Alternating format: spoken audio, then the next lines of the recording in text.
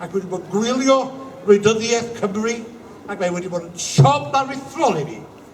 Siom aruthrol. Bod y gwlad ni wedi landio yn y fan lle mae hi, ac mae'n bai ar bob plaid. So eisiau chi ofni dweud na, fi'n gwybod bod fi'n canol Plaid Cymru yma, mae'n bai ar bob plaid. O beth sydd wedi digwydd i Gymru yn y cwarter canrif diwetha. A edrychwch ar beth sydd wedi cymryd chi. Mae Gymru nawr yn cyfan gwbl wahanol i Gymru Gwynoro hi. Dim yr un Cymru ydy hi. Mae eisiau ni wynebu yna. Mae dros 30% o bobl sy'n byw yn Gymru wedi cael ei geni tu allan i Gymru. Right? Cymrwch yr ystydiaeth yma. Right? Mae 48% o bobl Cymru, 48% yn byw tu fewn i 25 o milltiroedd i Glawdd Offa. 48% live within 25 miles of the Offa's Dyke.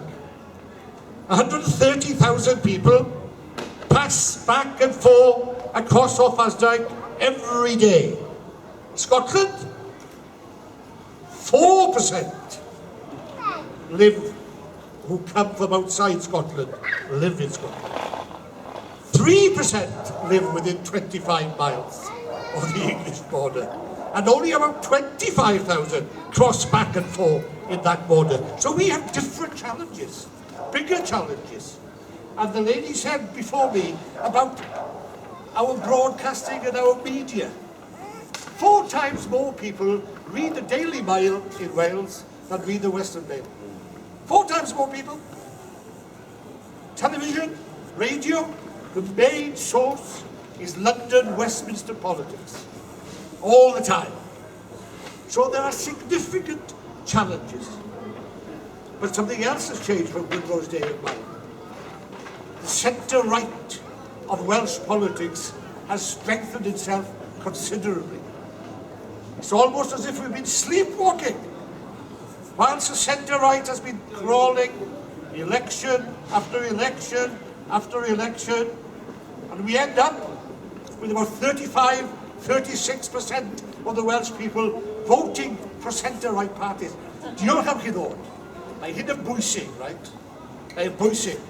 Os bydd yr Alban yn mynd yn annibynnol, os bydd yna gyfaddawdi rhwng Gogledd Iwerddon a'r Iwerydd, os bydd y pethau yna'n cymeryd lle, mae yna berygl dros ben, lle bydda i ddim am y ddeiar yma, ond mae yna beryg dros ben taw byddwn ni Cymru a Lloegr, fel yn yr hen ddyddiau. Nawr, dyw hwnna, dyle sef bod hwnna ddim yn ddirbyniol i neb o chi, o pwy bynnag blaid i chi dod. It's not good enough that Wales, maybe after Scotland has had its independence, after there's been an accommodation between North and South Ireland, that we end up with Wales as an annex of England. That is not the way forward. And beth ti'n neud, gyfaill, you're doing the right thing. And I'm with you, that is why I'm here, but we need a cross-party outlook on it.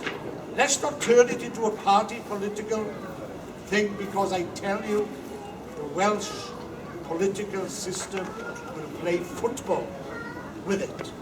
Like they play football with devolution, like they play football with the Welsh language.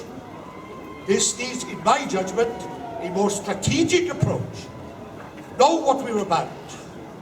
Yes, it's emotional, but also we have to be strategic, well planned, and know the way forward. Diolch yn fawr.